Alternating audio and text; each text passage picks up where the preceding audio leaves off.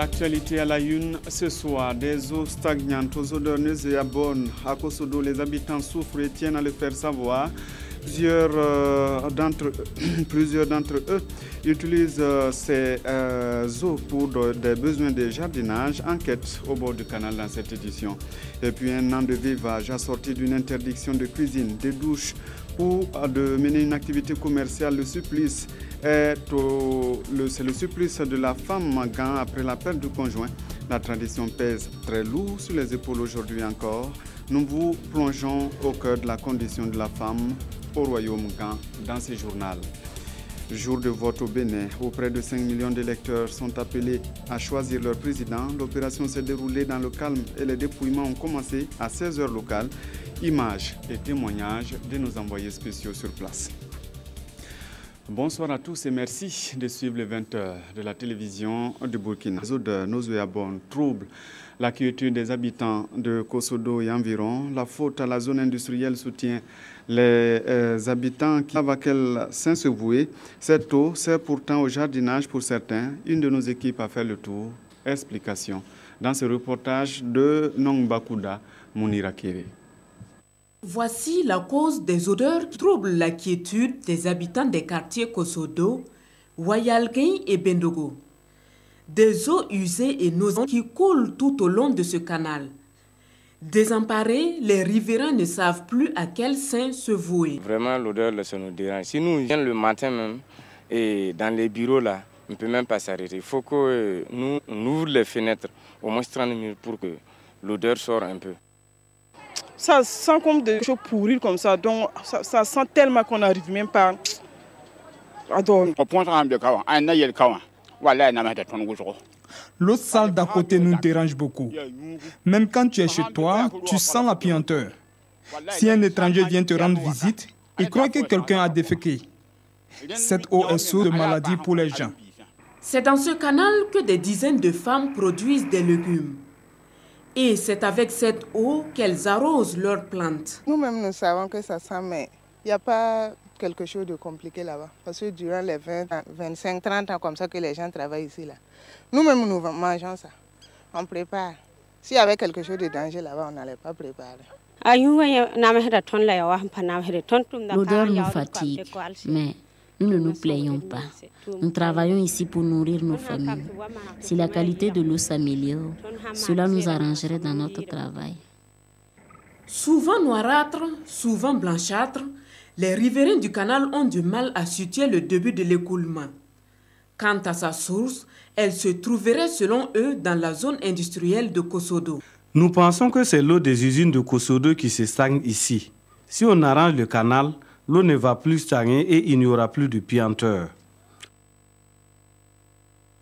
Souvent même, ça sent l'alcool. Si cette eau fait 2 jours, elle va commencer à sentir. C'est ici que débute la partie visible de l'écoulement des eaux usées vers le canal. Nous avons cherché à trouver la source au-delà de ce caniveau, mais le reste des raccordements est enfui dans le sol.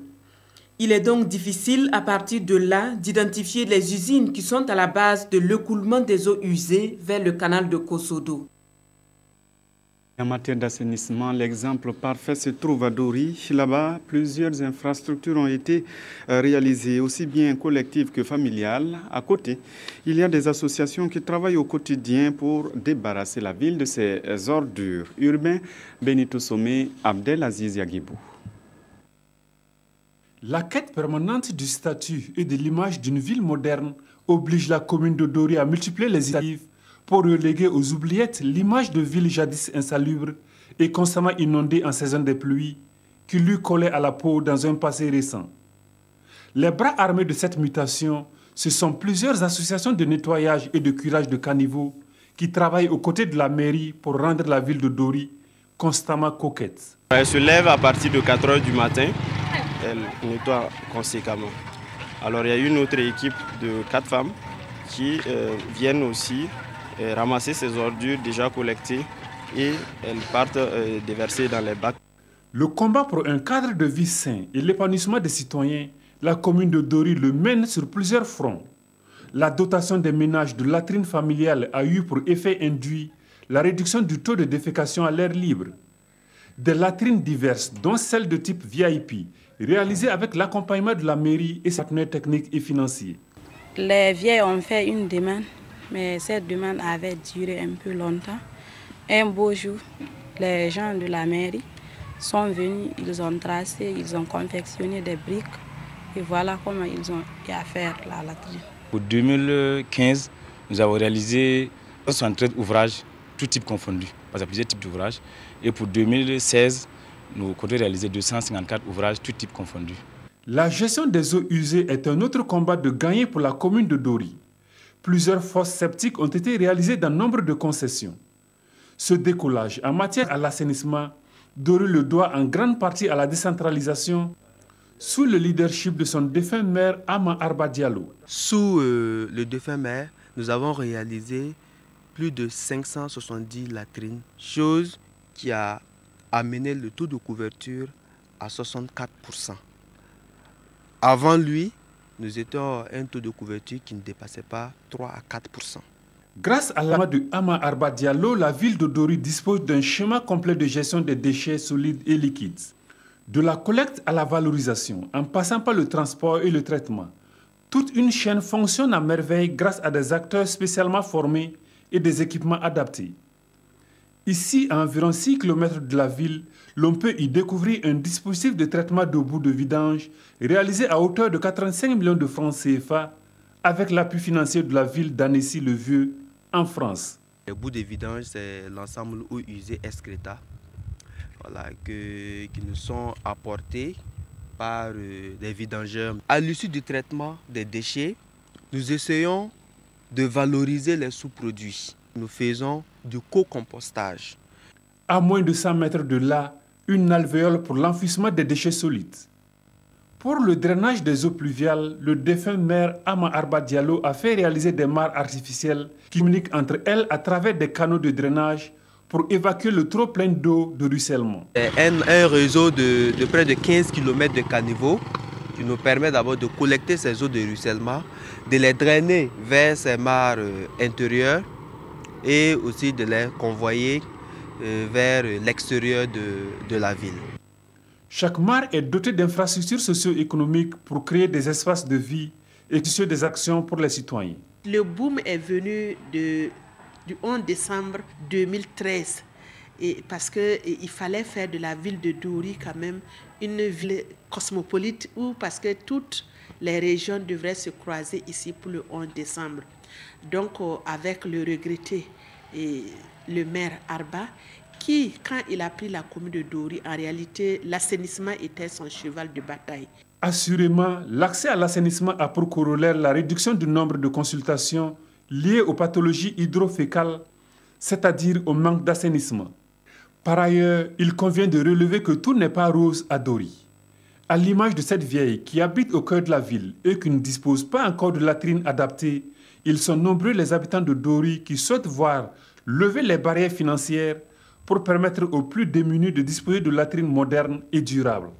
Le changement de comportement favorable au maintien d'un environnement sain est un combat quotidien qu'il faut mener, car malgré les multiples campagnes de sensibilisation, certains citoyens continuent à déverser des ordures dans les caniveaux et puis à défaire l'entour de certaines mares aménagées.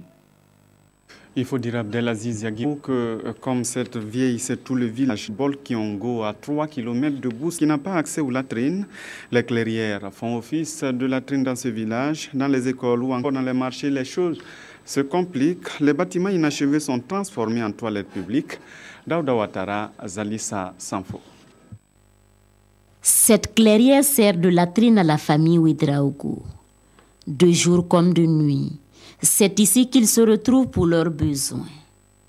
Après chacun de leurs passages, les animaux assurent le service de nettoyage.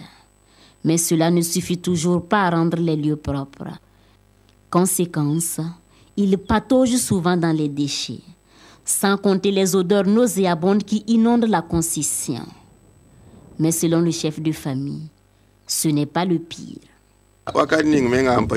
Souvent, si ce n'est pas la nuit, quand tu te soulages, c'est au vu et au su de tous. Et ça, c'est un véritable problème. À quelques mètres de la famille Ouedraogo se trouve le primaire public de Bolkiongo C. Ici, Interdiction est faite aux élèves de déféquer à l'air libre. Cours sur l'hygiène oblige. Mais ce n'est pas la raison fondamentale qui guide les pas des enfants vers les latrines. Quand je suis à l'école, je vais faire mon caca là. Parce que si tu as fait derrière les élèves, vont les regarder.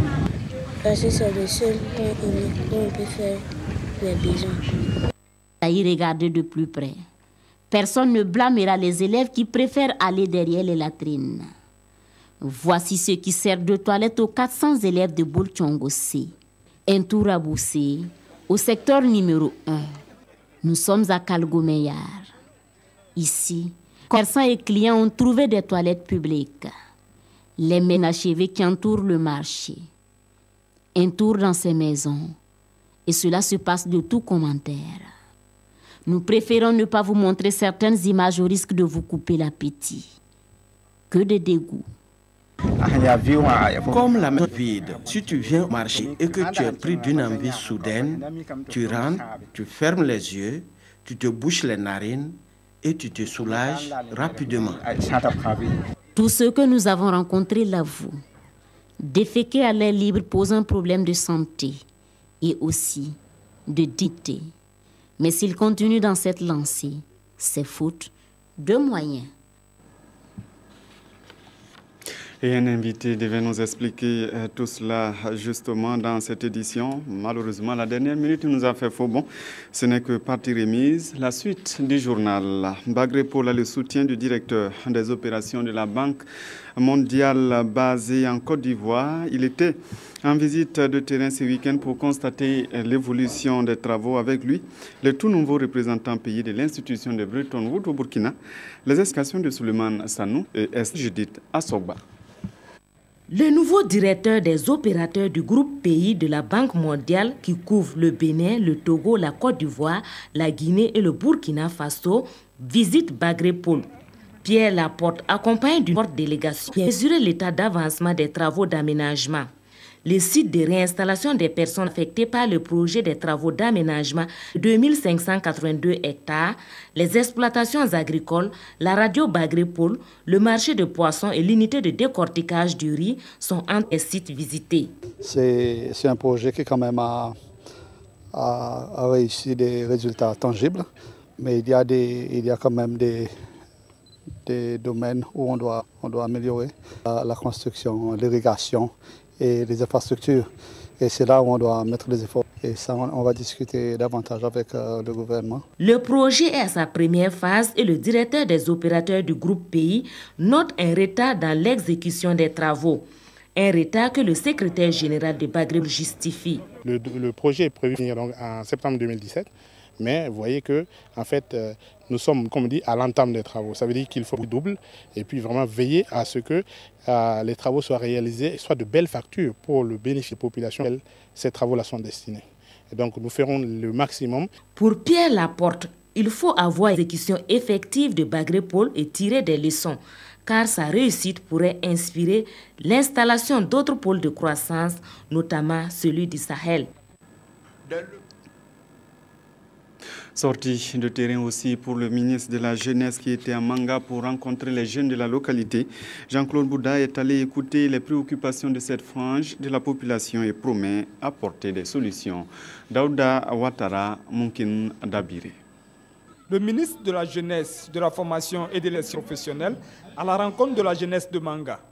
À bâton rompu, Jean-Claude Bouda a échangé avec les jeunes sur leurs préoccupations. Insuffisance de salles de classe et de centres de formation professionnelle. Lenteur du processus de financement des fonds dédiés à la jeunesse. Manque d'infrastructures routières et de retenue d'eau pour les cultures de contre-saison. Ce sont là autant de préoccupations soulevées ici par les jeunes du Zunduego. Le problème, l'ancien maire de Manga, devenu ministre, dit les connaître et compte trouver des solutions pour les résoudre. Je dois dire que la jeunesse burkinabé en général a payé un lourd tribut pour l'avènement de la renaissance démocratique dans notre pays à travers l'histoire récente, l'insurrection et la résistance au putsch. Donc les préoccupations de la jeunesse du Zunduego ne sont pas différentes des préoccupations de la jeunesse du Burkina Faso en général.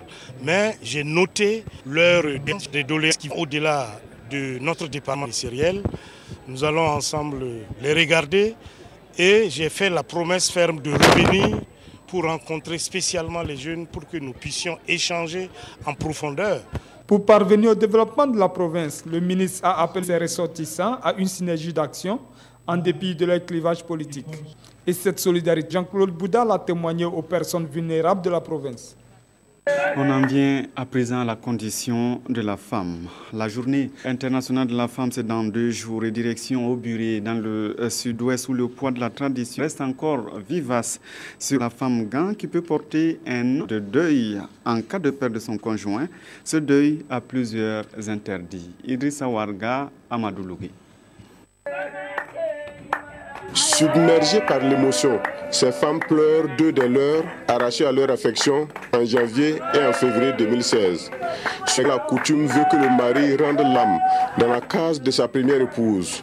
Après sa mort, c'est dans la même case que les femmes reçoivent les salutations de deuil et un rituel qui dure 3 mois. Au pays Gan, vous savez que quand on vient à perdre quelqu'un, après l'inhumation, les pleurs continuent. C'est-à-dire que les femmes doivent pleurer à chaque matin, à 4 h du matin, tous les jours, sauf le samedi. Elles doivent rentrer dans la case mortuaire. Elles vont chanter en pleurant durant 3 mois. Voici les veuves endeuillées. Les membres noués de fibres teintées, le crâne rasé, le corps couvert d'un simple pagne, Akoudia, Siko et Ténin portent le deuil de leur défunt mari et respectent toutes à la lettre les prescriptions du veuvage. Lorsque tu perds ton mari, tu ne te laves pas. Tu ne manges pas avec les autres tant que les dernières funérailles ne sont pas célébrées. Les dernières funérailles qui doivent mettre un terme au veuvage sont prévues dans 3 mois. Mais en attendant, il est également interdit à ces veuves de boire dans les mêmes calebasses, de s'asseoir sur un même siège que les autres. Et elles ne sont pas autorisées à faire du commerce. En tout cas, si ton mari est décédé, tu ne vends plus. Mais c'est Dieu qui va te récompenser. Chez les Gans, le défunt est roi. Il mérite respect et considération. La femme en deuil est tenue à la chasteté et toute tentative d'infidélité peut entraîner la colère des ancêtres. Lorsque la femme est propre, elle suscite de la convoitise. Mais si elle est sale, aucun homme n'a besoin d'elle. C'est pourquoi nos ancêtres ont durci la pratique. Pendant le veuvage, la conjointe ne peut se remarier. Elle est obligée de demeurer fidèle au défunt. Et ce bâton qui ne la quitte jamais lui rappelle constamment l'image de son défunt mari. Partout où la veuve se déplace, elle ne doit jamais oublier ce bâton. Lorsqu'une femme décède, son mari observe le même rituel. Si sur la femme, la durée du veuvage peut atteindre 1 an, voire 3 ans, les conditions sont assez allégées pour le mari endeuillé. Alors quand il a perdu sa femme, il a fait 15 jours avant de se laver. Et donc, que l'homme et la femme, il y a une différence. Mais pourquoi le poids de cette pratique pèse-t-il plus sur la femme? Au royaume Gan, le roi est le garant de la continuité de la tradition. Ça m'a essayé de dire ici que le fait qu'une veuve ne se lave pas, c'est pas bon. Mais c'est pas de notre volonté. Alors cela est dû au passé, parce que les femmes, autrefois, dans l'ancien temps, les femmes se lavaient. Mais elles ont commis elles-mêmes une grande faute. Une veuve qui a perdu son mari pendant le veuvage, elle a couché avec un homme. Et puis là, ça continue de cette manière. Donc c'est les femmes qui auraient dû chercher à ce que ça devienne plus dur, sinon ce n'était pas dur. L'organisation des dernières funérailles est coûteuse et n'est pas toujours à la portée de tout le monde. Si bien que lorsqu'une famille manque de moyens pour célébrer les funérailles, elle a la possibilité d'attendre l'année suivante pour le faire. Dans ce cas, la veuve continue toujours d'observer le deuil. Et toutes ces femmes sont certainement interdites de production. Et pourquoi pas la production maraîchère? En attendant, l'activité se pratique à Dori, dans la région du Sahel. Un miracle dans une zone où les points d'eau se comptent au bout du doigt. Les acteurs ont tenu à célébrer. Brahima Kane, Joseph Bambara. Des légumes à profusion, mais aussi des céréales telles que le riz et le maïs. Ce sont ces produits qui feront le bonheur des habitants de la région du Sahel et de ceux qui auront la chance de passer par la ville de Dori du 4 au 6 mars. Cela à l'occasion de la 11e édition des Journées du maraîcher du Sahel, JMS. Cet événement, lancé en 2006 par l'Union fraternelle des croyants de Dori, UFC Dori, va réunir pendant ces 3 jours 32 groupements venus des provinces du Seno et du Yaga. Cette édition des Journées du maraîcher du Sahel entre en ligne droite de notre recherche de valorisation des sites maraîchers que nous avons créés au profit des communautés locales. Pour la cinquantaine d'exposants, ces 72 heures constituent une véritable opportunité à plus d'un titre. Ça nous permet de causer ensemble, de se connaître, ça nous permet aussi de nous vendre notre légume aussi. À l'instar des exposants pour qui ces JMS sont une aubaine, les populations se frottent également les mains. Donc nous, en tant que clients, voilà, c'est l'occasion pour moi de voir des produits qu'on ne voit pas tous les jours ou des produits de qualité qu'on ne trouve pas sur nos marchés. Présidée par le gouverneur de la région du Sahel, cette 11e édition des Journées du maraîcher du Sahel, qui se tient sur le thème « Le bouli maraîcher, un outil de cohésion sociale pour les communautés du Sahel », verra les 3 meilleurs groupements de maraîchers primés. Impliquer les organisations de la société civile dans les énergies renouvelables. C'est l'idée de l'Organisation néerlandaise de développement. Elle sensibilise les OSC de Bobo-Dioulasso au cours d'une rencontre d'information. Idrissa Warga, Kadou Romenki. Tous, ils représentent chacun une organisation de la société civile, soit de la ville de Bobo-Dioulasso, de Houndé, de Banfora, de Leina ou de Satiri. Réunis dans la ville de Sia, ces leaders d'OSC seront sensibilisés sur l'importance des énergies renouvelables. Le handicap majeur pour l'essor économique de notre pays, je pense que c'est le déficit énergétique qui se pose. Vous savez que notre pays quand même a un bon potentiel d'ensoleillement. Et justement, si on arrive à capitaliser cet ensoleillement-là, ça nous permettra justement de récupérer un grand potentiel d'énergie. Plus ils sont informés, mieux ils serviront de relais auprès des populations dans leurs localités respectives. Il s'agit des foyers améliorés, d'autres sources comme les plaques solaires. L'accès est facile pour tous les Burkinabés. Parce que si vous prenez par exemple les plaques solaires, on peut avoir accès à n'importe quel lieu, à n'importe quel moment. Vous prenez également les feux de bois, charbon de bois, toutes ces énergies qui sont renouvelables. Donc ça facilite la cuisson et tout ça pour les femmes. La capitalisation des énergies renouvelables s'impose aujourd'hui. Nul besoin de rappeler que la nationale de l'électricité Sonabel, à elle seule, ne peut satisfaire les besoins énergétiques des populations qui vont grandissant. Le format de l'année s'appelle Telesphore Bationo. Le Faso Music Award récompense les professionnels et les acteurs de la musique. Il a reçu un trophée et une attestation. Sié de la Régienne, Ramatozida. Le boubou, le chapeau du chef. Telesphore Bationo de artiste distribution couronné Fama au titre de l'année 2016. La désormais personnalité culturelle de l'année doit ce sacre suprême au fait de s'être illustré dans le paysage musical burkinabé à travers la promotion du concours Faites la musique. Il reçoit ici un trophée et une attestation de reconnaissance. C'est le fruit de récompenses de 22 années dans le milieu. Pour ceux qui ne sont pas forcément visibles dans le domaine culturel, c'est la seule cérémonie, c'est une fierté, c'est bon pour moi déjà. À l'instar de Telesphore Bationo, les Faso Music Awards ont reconnu le mérite de 18 autres professionnels du monde de la musique, ce à travers diverses catégories.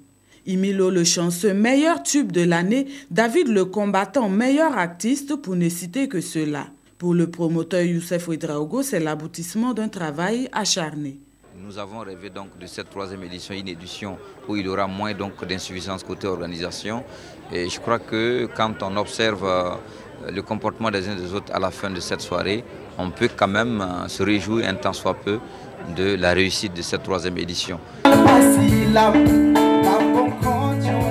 Des prestations d'artistes et un défilé de mode ont constitué la substance de cette soirée de distinction des acteurs culturels. Des recommandations ont été faites par le jury des FAMA 2016 et Youssef Ouedraogo entend les prendre en compte afin d'améliorer davantage les éditions à venir. Bilan satisfaisant aussi au Festival international des masques et des arts de Dédougou.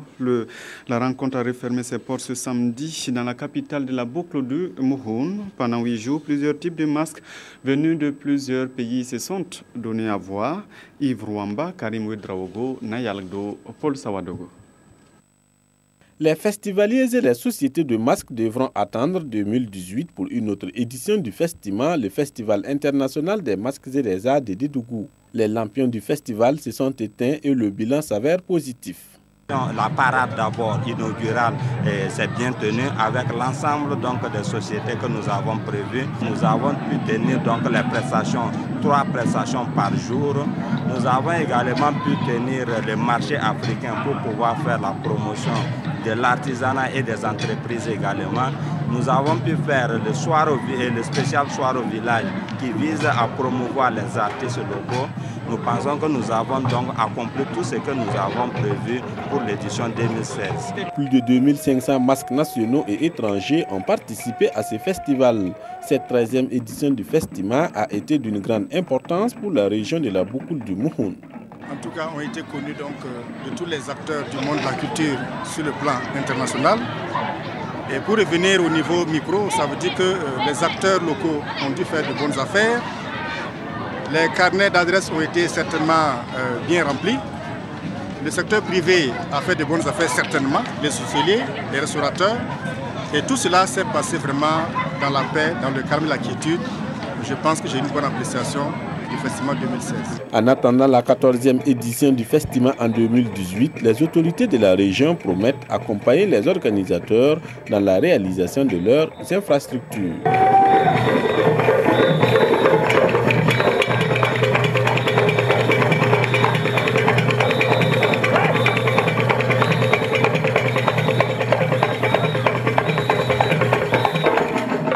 Et au même moment s'ouvre la 9e édition du marché africain des arts du spectacle. Les professionnels de la musique, de la danse, du théâtre et du conte sont réunis à Abidjan. Le Burkina y participe dans plusieurs disciplines. Aruna Mari. Les portes de la 9e édition du marché africain des arts du spectacle sont ouvertes. Une semaine durant, musiciens, danseurs, comédiens, humoristes et autres acteurs du domaine vont bénéficier d'un coup de projecteur. La présente édition porte la réflexion au cœur de la réinvention des arts de la scène en Afrique. Pour le Premier ministre ivoirien qui a présidé la cérémonie d'ouverture, l'avenir des cultures du monde se joue sur les scènes africaines. 2014, qui a marqué la reprise de cet important événement après plus de 7 ans d'interruption. Le Massa a bel et bien repris, n'est-ce pas? 37 pays ont répondu présents à cette 9e édition, un rendez-vous culturel qui rassemble une 60aine de groupes artistiques et plus de 400 artistes. Le Burkina est présent au Massa dans 4 disciplines, à savoir la musique, la danse, le théâtre et l'humour. C'est un sentiment de joie, de fierté, parce que le Massa renaît de ses cendres, le Massa grandit.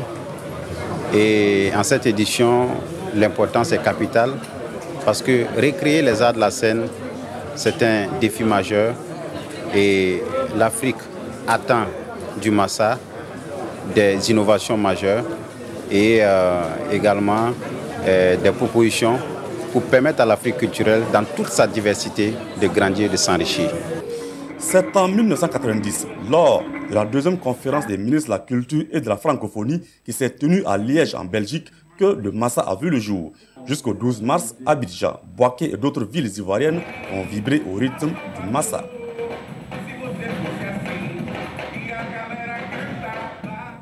Le vote s'est déroulé dans le calme au Bénin où 4,7 millions d'électeurs étaient appelés aux urnes aujourd'hui pour la présidentielle. Le scrutin débuté à cette heure locale doit permettre de départager 33 candidats. Le président sortant, Yayi Boni, n'est pas candidat à sa propre succession. Adama Guiti, Pascal Kane. C'est un jour presque ordinaire à Cotonou qui marquera pourtant jamais la vie politique béninoise. Dès 6h30, les membres des bureaux de vote sont déjà là, les observateurs aussi. Ici, au bureau de vote numéro 1 de l'arrondissement 12, on a accusé un retard d'une vingtaine de minutes, mais il n'y a rien de grave. La fermeture sera aussi repoussée de 20 minutes. Après quelques vérifications, Franck, le premier votant, peut accomplir son devoir citoyen. Il s'est levé très tôt ce matin pour cela. C'est un devoir citoyen, je suis venu l'accompagner très tôt pour savoir que ceci là c'est fini. Les observateurs notent quelques manquements, mais ils saluent tous le caractère pacifique de cette élection présidentielle. Ce qu'on a un peu déploré, peut-être, c'est l'arrivée un peu tardive non seulement des représentants des candidats, mais aussi des associés du président. Nous, ce que nous avons constaté, c'est que l'atmosphère est très calme. Les agents de sécurité, regardez, ils sont très discrets. Tout se passe bien, les gens, atmosphère bon enfant dans les files assez longues et les gens attendent patiemment leur tour pour voter. Au collège L'Océan, dans un quartier résidentiel de Cotonou, le candidat de la coalition au pouvoir, Lionel Zenzou, vient voter. Le premier ministre candidat vote dans une foule de journalistes. Son devoir civique accompli, il exhorte ses adversaires politiques à donner une suite à l'espoir des Béninois par leur comportement. Ce que j'ai lu dans les yeux des centaines de milliers, des millions de gens que j'ai rencontrés en allant devant des populations pendant ces semaines, c'est une très grande ferveur pour la démocratie et de très grandes espérances pour le développement de notre pays. Avant lui, Oubenji a voté dans le même bureau de vote. Ce soir, à partir de 16h, le dépouillement a déjà commencé sous le regard des représentants des candidats et des observateurs. Bonsoir Pascal. Simon Congo.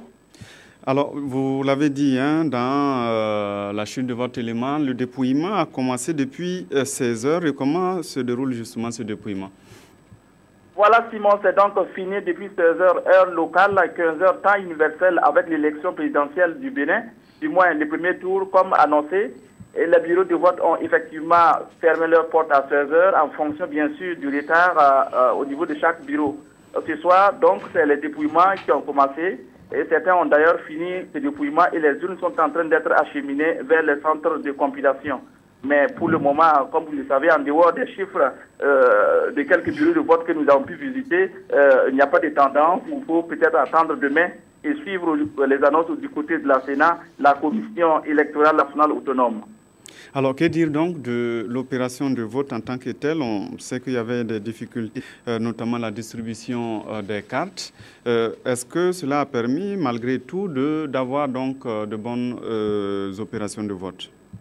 Oui, Simon, c'est effectivement la principale difficulté de l'organisation de cette élection présidentielle béninoise, le problème de la non-disponibilité de la nouvelle carte d'électeur. La Sénat avait préconisé, vous le savez, l'utilisation des anciennes cartes seulement dans les départements des Zou et des plateaux, mais sous la pression de certains acteurs politiques, la Sénat a fini par céder et concéder que l'ancienne carte soit utilisée sur toute l'étendue du territoire national. Donc, ça a été finalement réglé à ce niveau. Et le problème des nouveaux majeurs également a été résolu puisqu'ils ont été autorisés à voter avec leur pièce d'identité nationale. Donc aujourd'hui, tous les citoyens qui souhaitaient voter et qui remplissaient ces conditions minimales ont pu voter normalement et sans problème. Alors, côté chiffres, il est déjà trop tôt de parler de tendance, mais est-ce que la Sénat donne des perspectives de résultats? Pour le moment, c'est le calme plat à leur niveau. Ils ne veulent vraiment pas communiquer autour de ces chiffres-là en attendant. Donc, on s'en tient à là, on s'en tient seulement au niveau des bureaux de vote, des chiffres qu'on glane à gauche, à droite.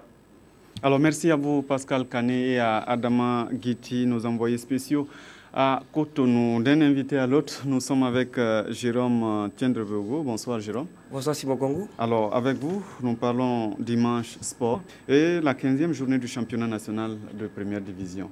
Et un coup de tonnerre au stade municipal Joseph Konombo. Moussa Ouedraogo a annoncé sa démission après son opposition, opposition USFA au stade Youssouf Joseph Konombo. On va écouter les raisons de cette décision inattendue. Et il s'exprime au micro de Mokhtar Ouedraogo et Lassina Sawadougou. Mon staff m'a un peu lâché. Vous avez vu, j'ai fait coaching sans consulter quelqu'un. Je me suis assumé, je joue avec 2-11. Sur le côté, pourtant j'avais un milieu offensif côté droit, mais je préférais assumer mes choses jusqu'au bout parce que dans mon axe, vous voyez sans doute que Joungrana Adama n'était pas là. C'est un choix qui n'a pas plu à certains. C'est la première fois que mon président aussi rentre dans le vestiaire. Mais je suis un coach, je ne suis pas obligé de grandir dans l'entraînement. J'ai autre compétences.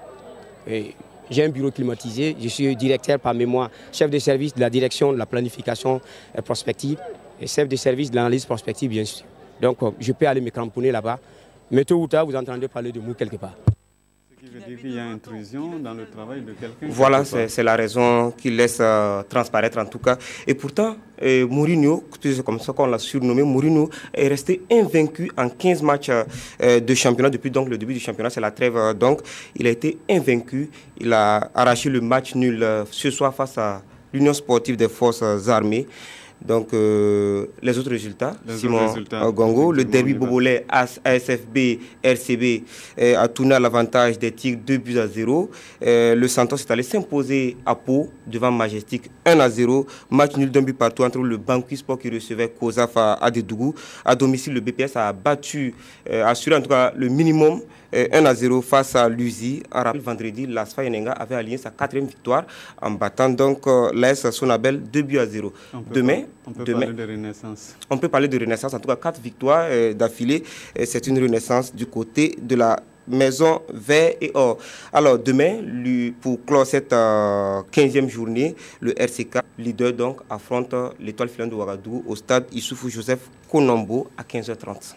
Alors, et la bonne nouvelle vient de Londres où Bertrand Traoré a été aligné en début de partie, titulaire, et il marque. Face à Stoke City, le jeune attaquant burkinabé, puisqu'il était allié en pointe dans cette équipe des Blues, il a illuminé tout simplement le ciel londonien à la 39e minute. Donc c'était pour le compte de la 29e minute le but. Alors il frappe hors de la surface de réparation. Bertrand, il tourne sur lui-même et du pied gauche, comme on le connaît, un gaucher nominal, il trouve le côté donc opposé du portier de Stoke City. Donc c'est son 4e but en 5 matchs et une passe décisive. Il faut le faire, Simon Gongo.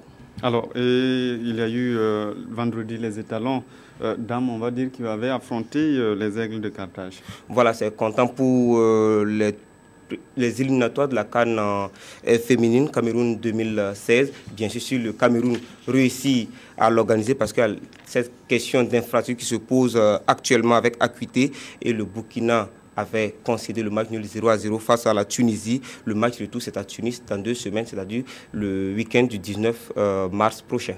Alors, merci à vous, Jérôme Tiendrebogo, pour toutes ces informations sportives. On s'arrête là pour ce soir. Merci à vous tous qui nous avez suivis tout au long de cette semaine. Toute l'équipe technique se joint à moi pour vous souhaiter une bonne reprise de travail demain. Mais tout à l'heure, vous avez rendez-vous avec l'information sur la télévision du Burkina, 22h15, l'actualité synthèse avec Draman Dadian.